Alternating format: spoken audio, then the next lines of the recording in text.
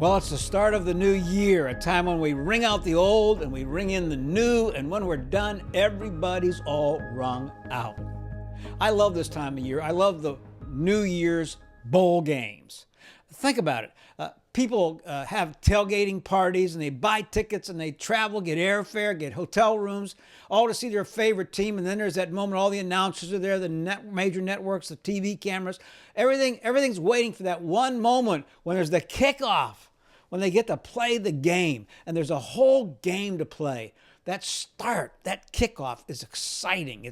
And then there's that first and 10, a time of fresh starts and re-solutions and re-evaluation and refocus as we start a new year. That's why I want to give you 5 indisputable, undeniable essentials for 2025. 5 keys that can make a big difference in your life in 2025. You focus on these 5 keys and you'll look back and you can say, I had a good year. 2025 was a good year for me.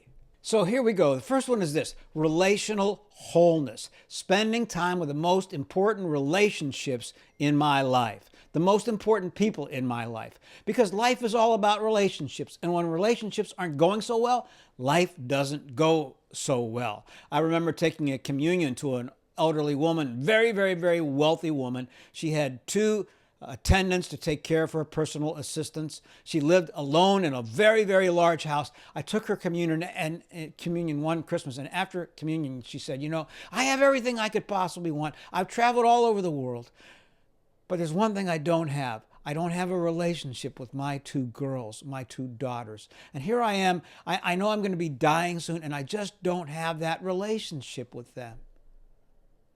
Yeah, when relationships are going well, life seems to go well. And when they're not going so well, life doesn't seem to go so well.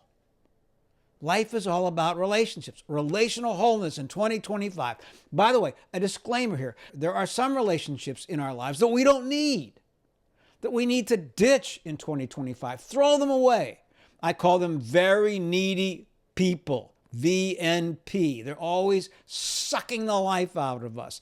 Or are very draining people. When we come away from these kinds of people, we feel empty and discouraged and frustrated. Maybe it's because they're complaining or they're asking things of us, or they just seem to empty our bank account.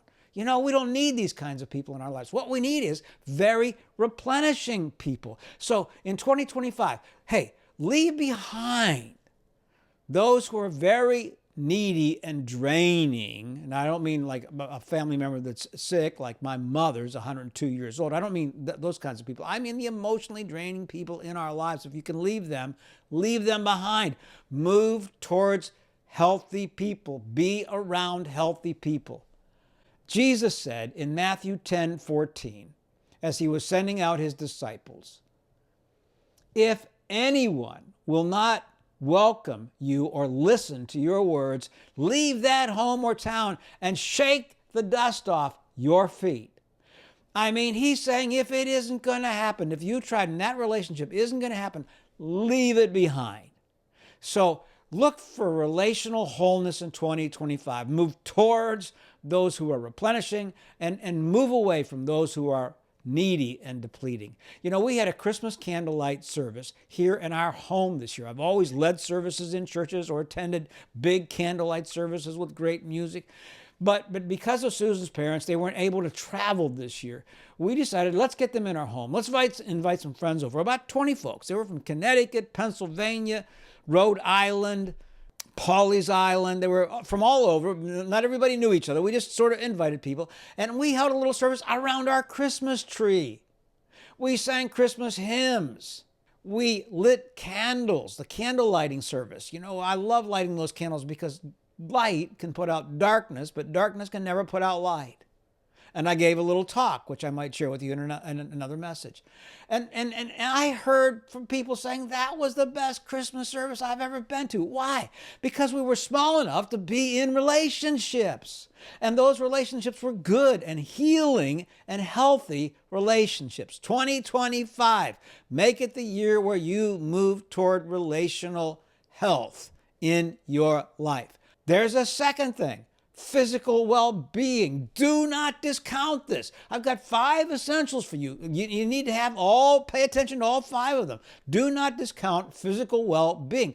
Paul, the apostle, understood the duality between body and spirit, that they're related. How we feel physically relates to how we feel emotionally. I can remember telling people who were depressed, and having a tough time and anxiety, I would tell them, and they would come to me and say, well, what can I do? And I'd say, well, I want you to do 3 things. I want you to eat right, sleep right, and exercise. And they would say, yeah, I understand that, but I got real problems in my life. What am I going to do? And I'd say, eat right, sleep right, and exercise. That's the beginning. There's a direct relationship between the physical and the spiritual, between the physical and our soul, our body, our spirit. That's why it's important to feel good about our bodies.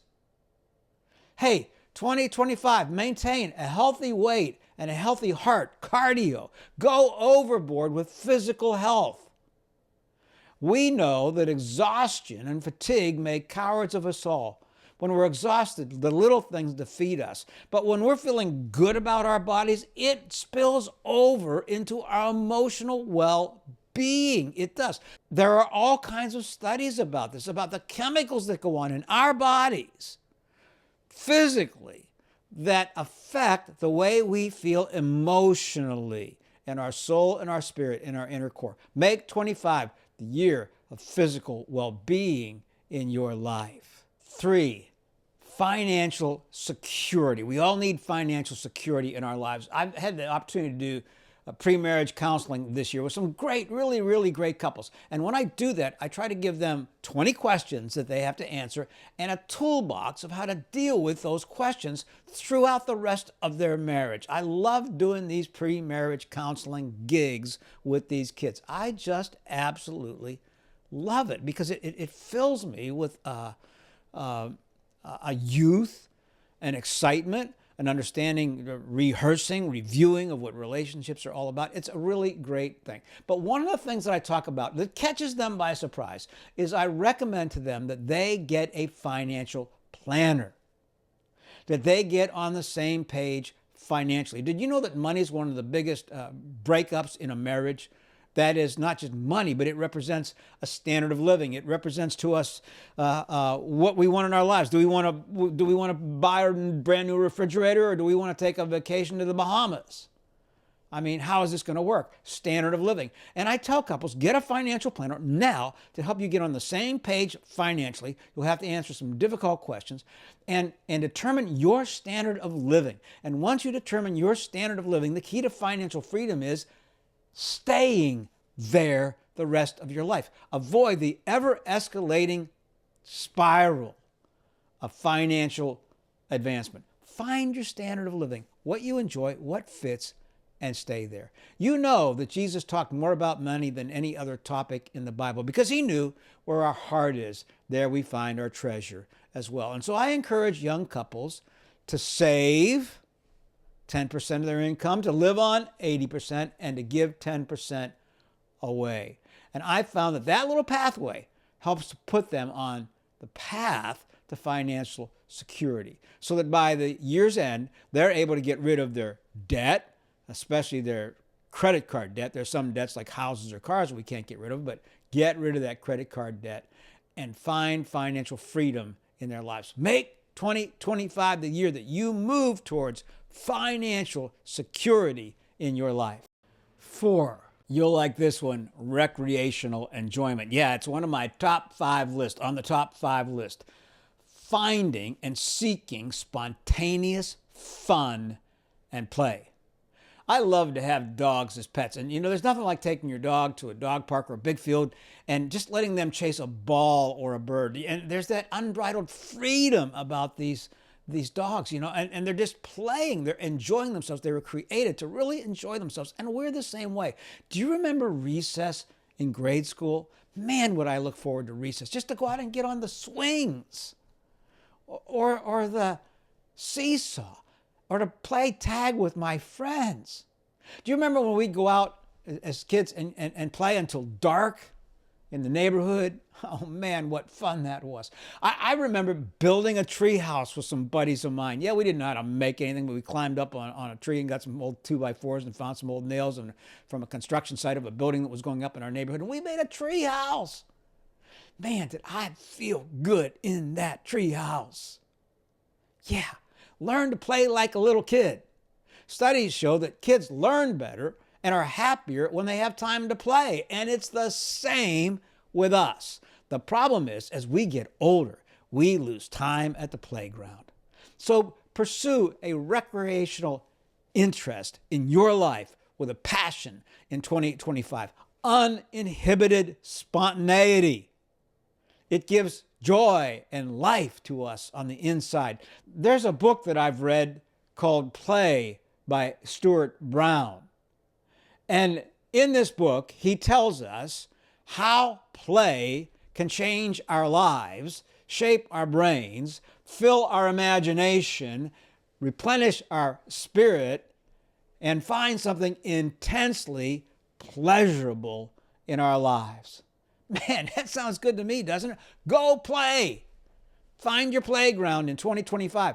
You know what I did last January? I signed up for a freshman drawing class. I've always wanted to be able to draw. I signed up for a freshman drawing class at Coastal Carolina University. I was scared to death. I walked into that room. There were 14, 18 to 20-year-old college freshmen, all who had had art training, all who had drawing training in high school.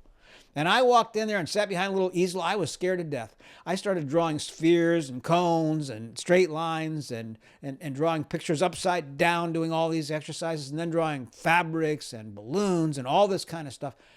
You know what? It's one of the highlights of my year would be able to draw, to get to know the kids, to listen to their music, to hear what they're dealing with, to get totally out of my comfort zone and learn a brand new skill. And it was play for me. I felt young and excited and challenged and like I was taking a risk. I felt filled up inside. It's like the feeling I would have when I used to ride my Harley. I toured around the country in this big electric glide. And sometimes I'd be on that Harley cruising down the interstate and I would literally feel the smile of God on my face. It was so much fun. Make 2025 the year where you move toward recreational enjoyment in your life. Okay, the last key essential of 2025, spiritual intimacy with God. Experiencing God's love and grace in every area of my life. I want you to experience God's love for you and His grace for you in every single area of your life. You know, we just had a new grandchild in September, and we went out to visit. I had completely forgotten how dependent those little human beings are. I had forgotten how long it takes just to take care of them, how much time, that they can't even hold up their head or eat or feed themselves or go to the bathroom. They go in their pants. And as I watched my son and his wife and myself and Susan as we were loving this little baby, I mean, giving it a little bath or changing the diapers or trying to make it giggle or laugh, I was thinking of the love and the care and the responsibility that it takes because that child is completely dependent upon us, parents, grandparents. And it's the same with God. We are totally dependent on Him to love us, to fill us with grace, to take care of us. So learn to lean into the loving side of God in 2025. Everything starts with connecting with God. And I did a series on that. It's online on my YouTube channel, Consequential Christianity. You can find it. It's called Connecting with God. I hope you listen to it as you start the new year. It talks about starting every day in Scripture and journaling and in prayer and writing letters to God. All of life starts here with our connection with God. So ask yourselves, what do you need to leave behind in 2025? And what do you need to move towards? I know that some of you are leaving 2024 feeling like you're exhausted, like you're swimming in the middle of the ocean. that you feel like you're in a free fall or anxiety is overwhelming you. I get that. I've been there. Believe me, I have been there myself. That's why it's important to move towards these essentials that will give us life and energy, to eliminate the distractions in our world, make our world smaller, and find ways to turn our depleting moments into moments that are most replenishing to us and fill us with energy. See, behind every choice, every decision is an action. And I'm saying, hey, dive into the essentials for 2025.